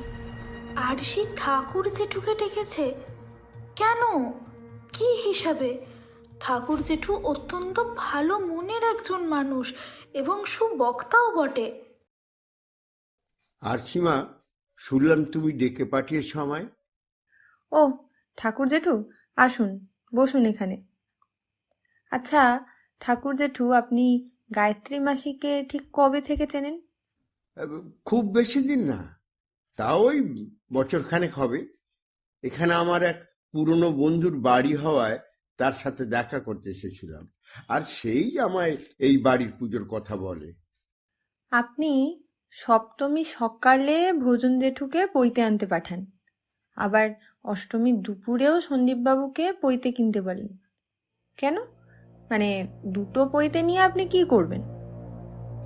আর কি বলবো মা, আমার এই পৈতেটা ছিঁড়ে গিয়েছিল। এই যে এবার বাউন মানুষ পৈতে ছাড়া কি চলে? আর ওই সন্দীপ দাদাকে পৈতে আনতে পাঠিয়েছিলাম পুজোর কাজের জন্য। দেবীর পুজোয় পইতে? স্যারের পুজো সংক্রান্ত বিষয়ে কোনো ধারণাই নেই বলতে হবে। তার যতই দেবী পুজো হোক, দেবীর যে দুই পুত্র সন্তান আছে। আচ্ছা ঠাকুর জেঠু, একটা বিষয় আপনার থেকে জানার ছিল। পৈতের সুতো অন্য সুতোর থেকে অনেকটাই আলাদা হয়, তাই না? মানে পৈতের সুতো জোট পাকানো অবস্থাতেও বোঝা সম্ভব? নিশ্চয়ই সম্ভব। পৈতের সুতো উপবিদ বা যজ্ঞোপবিদ নামে পরিচিত। মূলত তিনটে পবিত্র সুতোর সমন্বয়ে তৈরি হয় এই একটি পৈতে। আর এই তিনটে সুতো সরস্বতী অর্থাৎ জ্ঞান, গায়ত্রী অর্থাৎ শক্তি ও সাবিত্রী অর্থাৎ পবিত্রতার প্রতীক। বাবা, আপনি তো পুরো জ্যান্ত মাইথোলজির উইকিপিডিয়া। বেশ, আপনি এখন যেতে পারেন। আর ঠাকুর জেঠু, কিছু মনে না করলে আপনার পুরনো পৈতেটা, মানে ছেঁড়া পৈতেটা পেতে পারি কি? আশা করি আপনি সেটা ফেলে দেননি, কারণ পৈতে তো যেখানে সেখানে ফেলা যায় না। ঠাকুর জেঠু হেসে সম্মতিসূচক ঘাড় নেড়ে প্রস্থান করে সেখান থেকে। দশমী সকালটার ইন্টারোগেশনে কাটলেও প্রতিটি বাঙালিরই মন খারাপের একটা দিন দশমী। মায়ের সিঁদুর মাখানো ওই মিষ্টি মুখটা যেন কেমন বিরহে ভরা। আচমকাই যেন ওই মাটির মূর্তিতে প্রাণ ফিরে এসেছে। কিন্তু মায়ের মূর্তিতে প্রাণ ফিরলেও হালদার বাড়ি প্রাণহারা হয়ে পড়েছে। ঠাকুর দালানে একধারে একাকী ঢাক বাজছে শুধু। না, কেউ ধুনুচি নাচ করছে না, কেউ সিঁদুর মাখামাখি করছে না, কেউ আনন্দ হই হই কিচ্ছু করছে না। চারিদিক জুড়ে রয়েছে শুধুই নীরবতা। তবে হালদার বাড়ির নিয়ম অনুযায়ী মা দুর্গাকে জলে বিসর্জন দেওয়া হয় না। উনি সারা বছর এইভাবেই বিরাজ করেন। আগামী বছর রথে খুঁটি পুজো হলে মায়ের ওই একই মাটি দিয়ে আবার নতুন অবয়ব গড়ে তোলা হয়। সুতরাং এই নিষ্প্রাণ বাড়িতে প্রাণ বলতে ছিল শুধুই মায়ের মায়া ভরা মুখখানি। এরপর থেকে কেটে গেছে প্রায় 2 দিন। মণ্ডলবাবু তার দিক থেকে আইনি পথ অবলম্বন করে তদন্ত করছেন ঠিকই, কিন্তু অপর দিক থেকে আরশি দশমীর দিন থেকেই শুরু করে দিয়েছিল ওর দিকের তদন্ত। এই 2 দিন প্রায় সময় আরশি বাড়ি থাকতো না। এবারও কোথায় যেত, কার সাথে দেখা করতো, আমাদের তা কিচ্ছু জানায়নি। শুধু বলেছিল সময় হলে সবটা বলবে। একদিন আমিও থাকতে না পেরে বলেই ফেলি, কি রে আরশি, সেদিনের পর থেকে তো তুই কিছুই বললি না, এবার তো অন্তত বল কিছু। সব বলবো, তবে তার আগে আরো দুজনের সাথে কথা বলতে হবে, যারা এই কেসের সব থেকে বড় লিড দিতে পারবে। আমার মা আর গায়ত্রী মাসির নাতনি শরণ্যা। কি কি বলছিস? কাকিমা আর ওই পুচকিটা এরা তোকে লিড দেবে? সিরিয়াস তো? এরাই? আমি বলেছিলাম ওর মাথাটা সম্পূর্ণ খারাপ হয়ে গেছে। মা গায়ত্রী মাসিকে আর এই পরিবারকে সেই ছোট থেকে চেনে, তাই এই বাড়ির কোনো গুপ্ত রহস্য যদি থাকে তাহলে তা মা জানবেই। আর শরণ্যা, ও তোকে কি লিড দেবে? সময় সাপেক্ষ, আগে মাকে ফোনটা করি। আরশি টেবিল থেকে ফোন নিয়ে মণিমাকে ফোন করে। 10-15 মিনিট পরে আরশি ঘরে ফিরলে আমরা ওকে জিজ্ঞাসা করি, কি রে, কিছু জানতে পারলি? পারলাম, গায়ত্রী মাসির স্বামীর ব্যাপারে। তাই? কি জানতে পারলি? কি নাম ওনার? এতদিন তো মনে হতো যে ওনার কোনো অস্তিত্বই নেই। ঠিকই বলেছিস, গায়ত্রী মাসির স্বামীর কোনো অস্তিত্ব নেই, থাকার কথাও নয়, কারণ গায়ত্রী মাসি কোনোদিনও বিয়েই করেনি। কি বলছিস এসব তুই? তাহলে সন্দীপ বাবু? আমি যা সন্দেহ করেছিলাম তাহলে কি সেটাই ঠিক? সন্দীপবাবু গায়ত্রী মাসির নিজের ছেলে নয়। গায়ত্রী মাসির বাবার খুব কাছের একজন বন্ধু ছিলেন অজিতেশ গাঙ্গুলি। ওনার স্ত্রী সন্তান প্রসবের সময় মারা গেলে গায়ত্রী মাসির বাবা তার বন্ধু অজিতেশের থেকে তার সদ্যজাতককে ভিক্ষা চায়, কারণ একজন পুত্র সন্তান না থাকায় এই বনেদি বাড়ির কোনো উত্তরাধিকার ছিল না। সেই ছেলেই হচ্ছে শঙ্খ, যাকে গায়ত্রী মাসি নিজের ভাই বলে পরিচয় দিত। শঙ্খ এই বাড়িতেই বড় হয়, পড়াশোনা শেখে, ব্যবসার কাজে হাত দেয়, বিয়ে করে, তবে জুয়ার নেশায় তার ব্যবসা সংসার সব কিছু ধ্বংস হয়ে যায়। শঙ্খবাবুর এক ছেলে হয়, আর সেই ছেলেই হলো সন্দীপ। স্বামীর এই অধঃপতন সহ্য করতে না পেরে শঙ্খবাবুর স্ত্রী আত্মঘাতী হয়। পাওনাদারদের তাড়ায় 1 মাসের ছোট সন্দীপবাবুকে একলা ফেলে শঙ্খ হালদার পালিয়ে যায়। এই সব কিছু জানতে পেরে গায়ত্রী মাসি নিজের উজ্জ্বল ভবিষ্যৎ ত্যাগ করে কলকাতা থেকে দিঘির পাড়ায় এসে এই গ্রাম বাড়ি সমস্ত কিছুর দায়িত্ব নিজের কাঁধে তুলে নেয়, আর সন্দীপবাবুকেও নিজের সন্তান হিসেবে পরিচয় দেয়, যাতে সন্দীপবাবুকে কেউ কখনো জুয়ারির ছেলে না বলতে পারে। গায়ত্রী মাসি সন্দীপবাবুকে কখনো নিজের অতীত জানতে দেয়নি, তবে রক্ত কথা বলে কিনা, তাই সন্দীপবাবুও বড় হয়ে পাক্কা জুয়ারি তৈরি হলো ঠিক নিজের বাবার মতো। কথাগুলো শুনে যাচ্ছিলাম শুধু। গায়ত্রী মাসির এই এত স্বার্থত্যাগ করেও কি লাভ হলো? তাকে মরতে হলো এতটা নির্মমভাবে। মাথায় প্রশ্ন ঘুরপাক খেতে শুরু করলো, তাহলে কি ওই শঙ্খই ফিরে এসেছে এই বাড়িতে? এই কাণ্ডটা তাহলে সেই ঘটিয়েছে? কিন্তু কে এই শঙ্খ? আমরা তাকে চিনব কি করে? পুজো বাড়িতে শয়ে শয়ে লোক এসেছে, কিভাবে বুঝবো শঙ্খ এই বাড়িতে এসেছিলেন কি আসেননি? নন্দিনী, শরণ্যাকে ডেকে আনতে পারবি এই ঘরে? আমি কোনো কথা না বলে চুপচাপ শরণ্যাকে আমাদের ঘরে ডেকে আনি। আরশি শরণ্যার কাছে গিয়ে জিজ্ঞাসা করে, আচ্ছা শরণ্যা, আমরা তোমাকে 3টে প্রশ্ন করব। তুমি 3টে প্রশ্নের ঠিক উত্তর দিলেই তোমার জন্য একটা উপহার থাকবে। উপহার? বলো না কি উপহার? আগে আমার প্রথম প্রশ্নের উত্তর দাও। তুমি পঞ্চমীর দিন সন্ধ্যাবেলা ঠাকুর জেঠুর সাথে সাথে যে কথাটা বললে সেটা মনে আছে? হ্যাঁ, তোমারই বুদ্ধি পেয়েছে গোকুলে বাড়িছে সে। হ্যাঁ ঠিক। তা এই কথাটা তুমি কোথায় শুনেছিলে? শোনো শোনো, কাউকে বলবে না তো? কাউকে না, প্রমিস। এই কথাটা তো আমি ঠাম্মির ঘর থেকে শুনতে পেয়েছিলাম। আচ্ছা, দ্বিতীয় প্রশ্ন, তুমি কি জানো এই কথাটা ঠাম্মিকে কে বলেছে? না, কি করে দেখবো?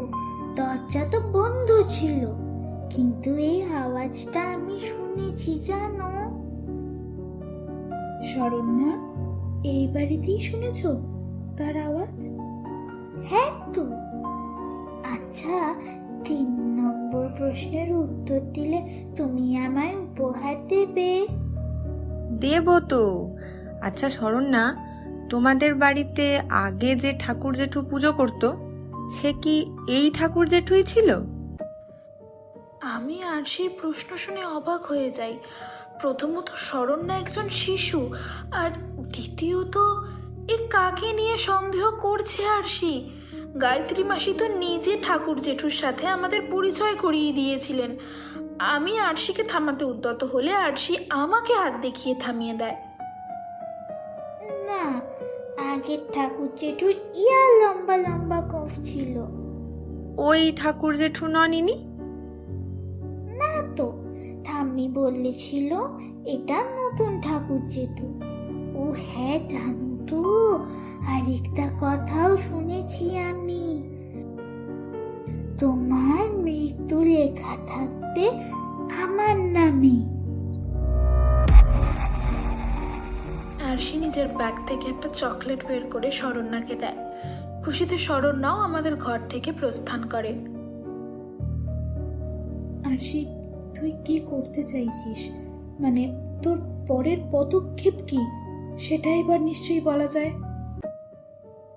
তোরা খুব ভালোভাবেই জানিস রাতে আমার ঘুম আসে না, তাও আবার অচেনা জায়গা।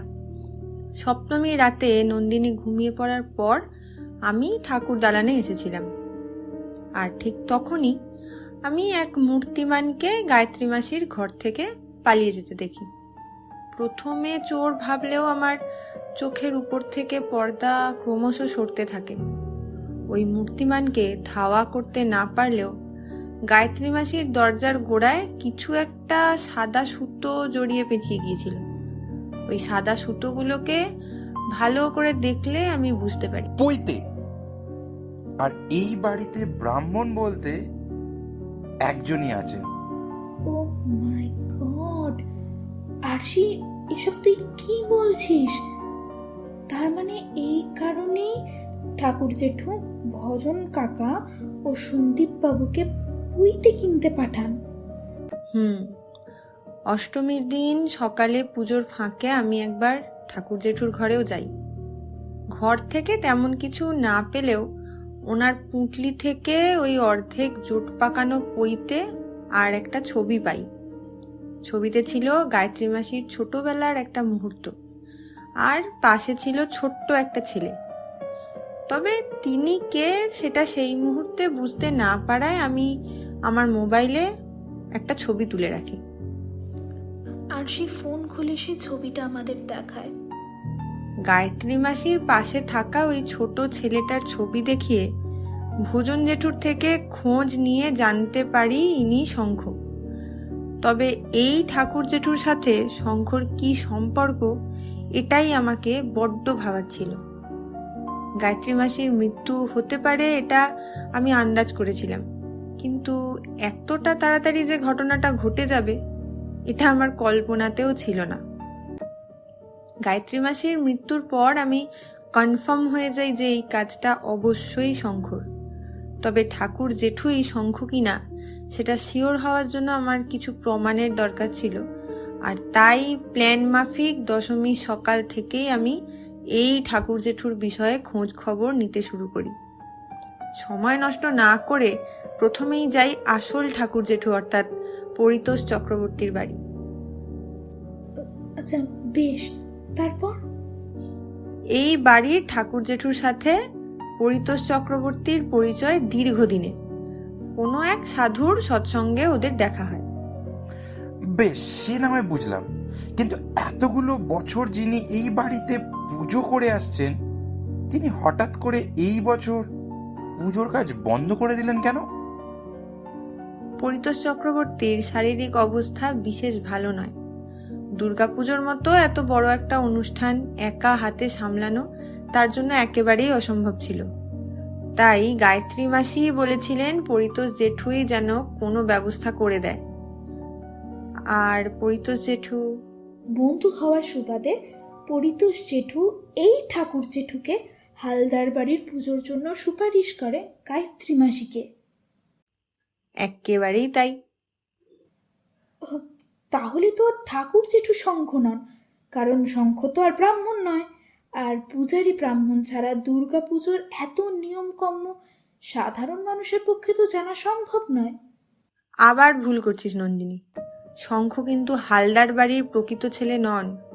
শঙ্খ হালদারের বাবা ছিলেন অজিতেশ গাঙ্গুলি, তাই জন্মগত ভিত্তিতে শঙ্খ হালদার নয়, শঙ্খ গাঙ্গুলি।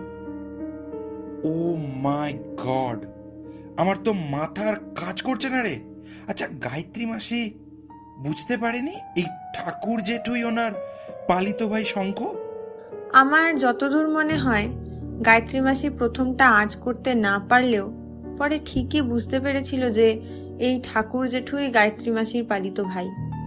এবার গায়ত্রী মাসি ঠাকুর জেঠুর আসল পরিচয় কিভাবে টের পেয়েছিল, মানে পরিতোষ জেঠুর থেকে জানতে পেরে নাকি শঙ্খ নিজের থেকেই নিজের পরিচয় দিয়েছিল, সেটা তো গায়ত্রী মাসি জানতো, আর জানে একজনই, শঙ্খ গাঙ্গুলি।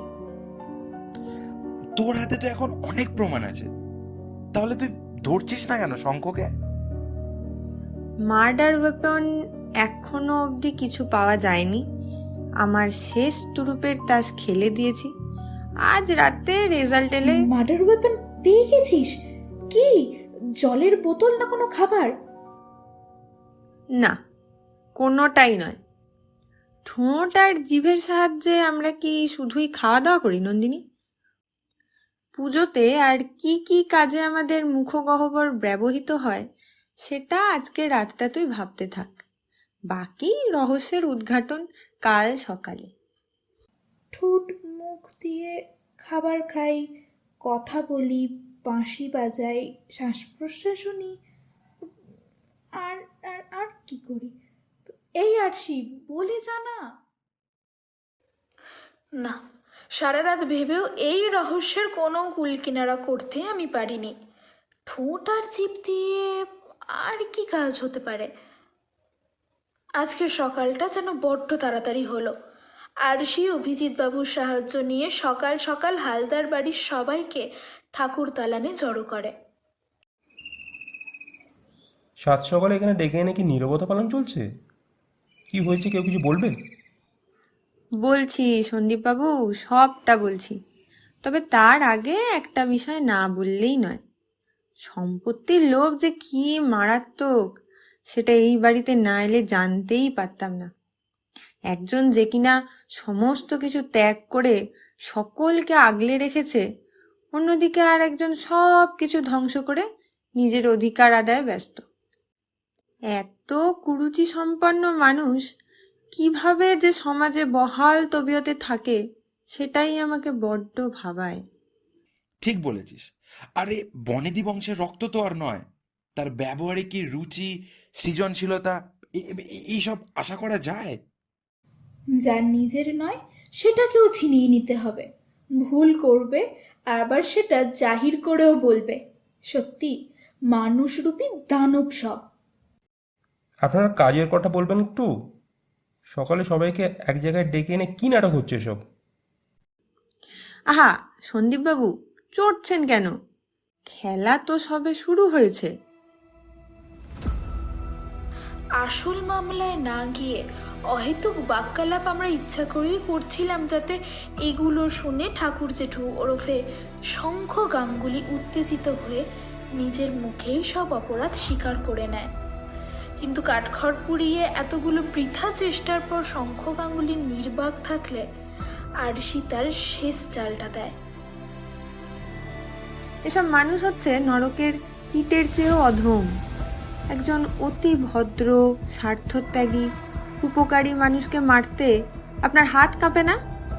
আচ্ছা শঙ্খবাবু, কিভাবে পারেন বলুন তো এসব করতে? লজ্জা করে না? না, করে না লজ্জা। গায়ত্রীর ওরা সব স্বার্থত্যাগের পিছনে আসল লক্ষ্য ছিল আমাকে ছোট করা, যেটা ও সব সময় করে এসেছে। আরে এ কি ঠাকুর জেঠু, আমি তো শঙ্খ হালদার থুরি শঙ্খ গাঙ্গুলিকে বললাম, আপনি উত্তর করলেন যে? হালদার বাড়ির প্রত্যেকের চোখ ছানা বড়া হয়ে যায়। শঙ্খবাবু প্রথমটা বুঝতে পারেননি যে উনি আরশির পাতা ফাঁদে পা দিয়ে দিয়েছেন, কিন্তু পরে সবটা বুঝতে পেরে সুযোগ বুঝে পালাতে গেলে পিছন থেকে শঙ্খ হালদারকে পাকড়াও করেন অভিজিৎ বাবু। পালিয়ে কোনো লাভ হবে না যে, এবার আসল সত্যিটা বলুন শঙ্খবাবু। কিসের আসল সত্যি? কেউ প্রমাণ করতে পারবে কিসের সাহায্যে গায়ত্রী হালদার খুন হয়েছে? পারবে করতে প্রমাণ?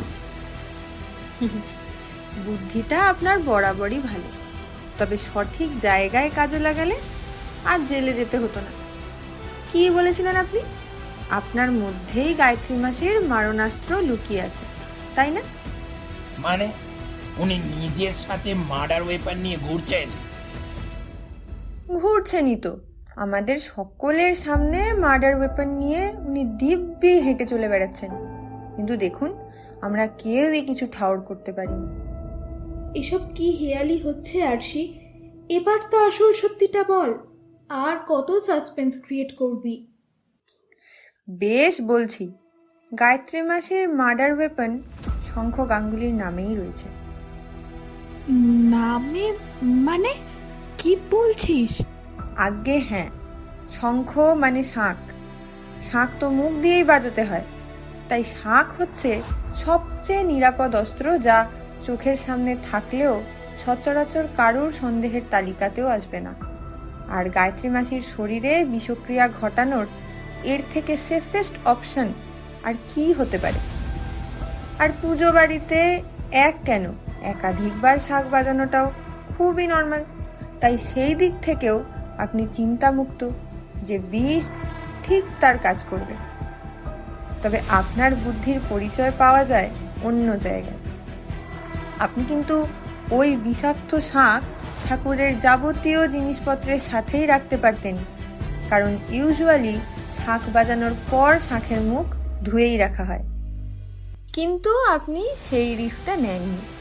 যদি কোনোভাবে ওই শাঁখ অন্য কেউ বাজিয়ে অসুস্থ হয়ে পড়তো, তাহলে শাঁখেই যে গণ্ডগোলটা আছে সেটা অনেক আগেই টের পাওয়া যেত, এবং তার সাথে সাথে আপনার ধরা পড়ে যাওয়ার সুযোগটাও থাকতো। বলছি আরসি, সবই তো বুঝলাম, তবে ঠাকুরের কাছে যদি শাঁখটা নাই থাকে, তাহলে কোথায় সেই মার্ডার ওয়েপন? মা দুর্গাই সেই অস্ত্র রক্ষা করছেন। মানে কেন? মা দুর্গার হাতে। আমরা প্রত্যেকে ঠাকুর দালানে মায়ের দিকে ঘুরে তাকাই। হালদার বাড়ির মায়ের মূর্তি ভাসান না দেওয়ার নিয়ম আজ গায়ত্রী মাসিকে ন্যায় বিচার পাওয়াতে অনেকখানি সুযোগ করে দিল। মায়ের হাতে জল শঙ্খ থাকে শঙ্খবাবু, বাজানোর শঙ্খ নয়। আর ঠাকুরের অত কাছে যাওয়ার অধিকার একমাত্র আপনারই ছিল। কিন্তু এটা তো ঘুরিয়ে নাক দেখানোর মতো হলো। উনি খুব সহজেই ওই শঙ্খ বাইরে ফেলে আসতে পারতেন, কেউ কোনো সন্দেহই তো করতো না।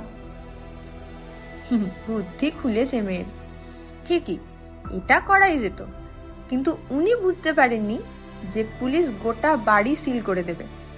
বাড়ি থেকে একটা জিনিস এদিক ওদিক হলে সন্দেহের তীর ওনার দিকে ঘুরলেও ঘুরতে পারত, তাই তিনি নিজেকে সম্পূর্ণ দিক থেকে সুরক্ষিত করতে এই বুদ্ধিটা বাতলেছিলেন। বুদ্ধিটা তো বেশ খাটিয়েছিলেন, কিন্তু কেন করেছিলেন এবার সেদিকে আলোকপাত করুন।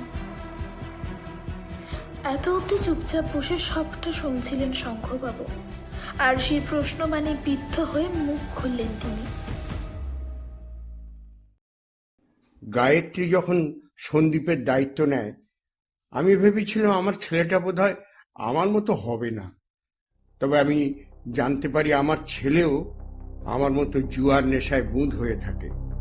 জুয়া খেলে আজ সে রাস্তায় দাঁড়িয়েছে, আর অন্যদিকে গায়ত্রী সন্দীপকে টাকা দেওয়া বন্ধ করে দিয়েছিল। আমার রাগ হয়, খুব রাগ, আর তার সাথে ভয়ও হতে শুরু করে। গায়ত্রী যদি সন্দীপকে ত্যায্য সন্তান করে। আর সেই জন্য আপনি ঠিক করলেন যে আপনাকে হালদার বাড়িতে ফিরতে হবে। দীর্ঘদিন ধরে সুযোগ খুঁজছিলাম, কিন্তু কোনোভাবেই এই বাড়িতে ঢোকার কোনো পোক্ত কারণ পাচ্ছিলাম না।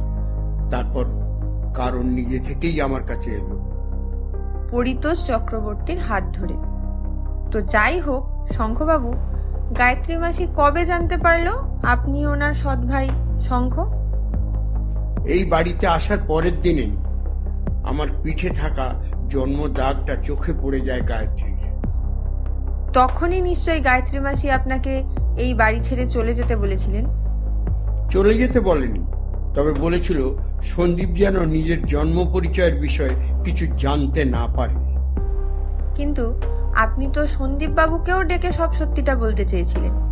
সপ্তমীর রাতে আপনার সাথে আপনার ড্রাইভার গৌড় ছিল না, ছিল শঙ্খ গাঙ্গুলি। কি তাই তো সন্দীপ বাবু? চুপ করে থাকেন সন্দীপ বাবু। তাহলে সন্দীপ বাবু এটাই ধরে নেওয়া যাক মৌনতা সম্মতির লক্ষণ। তা শঙ্খবাবু, ছেলে তো কোনোভাবেই আপনার প্ররোচনায় পা দিল না। ছেলের উপর রাগটা দ্বিগুণ হয়ে গায়ত্রী মাসির ওপর পড়ল। কি তাই তো? সন্দীপ আমার একটা কথাও শুনতে চাইনি। আমি সেই দিন বুঝেছিলাম যতই রাগ করুক, অপমান করুক, গায়ত্রীকে ও মন থেকে ভালোবাসে, শ্রদ্ধা করে। তাহলে আপনার ইনসিকিউরিটির তো কোনো কারণ থাকতে পারে না আপনার ছেলেকে নিয়ে। আসলে সত্যিটা কি বলুন তো? আপনি কোনোদিনই আপনার ছেলেকে নিয়ে বদার ছিলেন না। এই সম্পত্তির প্রতি আপনার লোভ চিরকালই ছিল। আমি আমার জন্য ভাবি না আরশি, আমার চিন্তা সবটাই আমার ছেলেকে ঘিরে। আর সেই জন্যই আপনি এই বাড়িতে আসার পর থেকেই ক্রমাগত গায়ত্রী মাসিকে জোর করতে থাকেন গোটা সম্পত্তি সন্দীপ বাবুকে লিখে দেওয়ার জন্য। কিন্তু গায়ত্রী মাসি তাতে রাজি হয়নি। একবার নয়, বারবার বলেছি, অনুরোধ করেছি, ভয় দেখিয়েছি, কিন্তু শোনেনি। আমি চাই নাই আমার ছেলের পরিণতি আমার মতো হোক। তাই আমি ভেবেছিলাম গায়ত্রী সরে গেলে আপনা হতেই সমস্ত সম্পত্তি আমার ছেলের দখলে চলে আসবে। এই এক মিনিট, আপনার ছেলে মানে কে? ওনার ছেলে? আরশি প্রথম থেকে সব কিছু সন্দীপ বাবুকে জানায়। নিজের জন্ম সত্যি জানতে পেরে সন্দীপ বাবু দিক বিদিক শূন্য হয়ে মেঝেতে বসে পড়েন। এখন এই মুহূর্তে একটা কথা না বললেই নয়। স্বপ্না দেবী কিন্তু ওই তদন্তের দিন অর্থাৎ নবমীর রাতে ডেকে শঙ্খবাবু ও গায়ত্রী মাসির পুরো কথোপকথন আমাকে জানায়। আপনি সেদিন না সাহায্য করলে আজ এই কেসটা হয়তো সলভ হতো না, আর ঠাকুর জেঠু ওরফে শঙ্খবাবুর প্রতি সন্দেহটাও পড়তো না। Thank you so much. যখন 1 মাস ছিলাম তখন ছেড়ে চলে গিয়েছিলে, আজ হঠাৎ করে আমার প্রতি মায়া বেড়ে গেল। গায়ত্রী হালদার আমাকে জন্ম না দিলেও উনি আমার মা ছিলেন। আমার মাকে তুমি মারলে কি করে? ধূত্র পাতাই আপনার সর্বনাশ করলো শঙ্খবাবু। গত রাতে আপনার ব্যাগ থেকে পুলিশ ছিন্ন ভিন্ন ধূত্র পাতা পেয়েছেন। গায়ত্রী মাসির পেটে যে বিষ পাওয়া গেছে আর ধূত্র পাতার বিষাক্ত রস একই, ট্রোপেন অ্যালকালিয়েটস। শঙ্খবাবু, ছাঁক লুকানোর মতো ধূত্র পাতাটাও যদি একটু বুদ্ধি খাটিয়ে লুকিয়ে রাখতেন তাহলে আপনাকে ধরা আমাদের কারোরই সাধ্য ছিল না। ধূত্র পাতাই আপনার নৌকাডুবির কারণ হলো। যাই হোক অভিজিৎ স্যার, এবার আপনাদের ওপর সবটা। এমনিতেও অপরাধীর বয়ান আর এতগুলো প্রত্যক্ষদর্শী তো রইলেনি। কই চলুন শঙ্খবাবু, অনেক মাথা তো লাগিয়েছেন, এবার চলুন শ্রীঘরে। এই কে আছো? ওনাকে নিয়ে যাও। ও আরশি, সত্যি তোমার বুদ্ধি বলিয়ারি। আবার দেখা হবে অন্য কেসে, অন্য কোনো সময়। আসি তাহলে।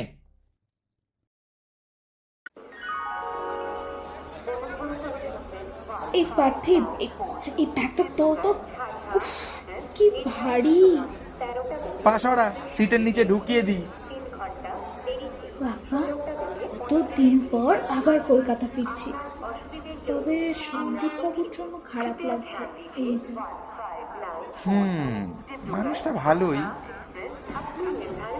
যাই হোক, এবার যদি এসব বদ অভ্যেস ছেড়ে সংসার ধর্মে মন দেয়। সেটাই। আরে এই আরশি, কি পড়ছিস এত নিউজ পেপারে? কসবা এলাকায় আবার একটা নতুন খুন, এই মাসে এটা নিয়ে 2টো। তাহলে কি এবার মিশন কলকাতা?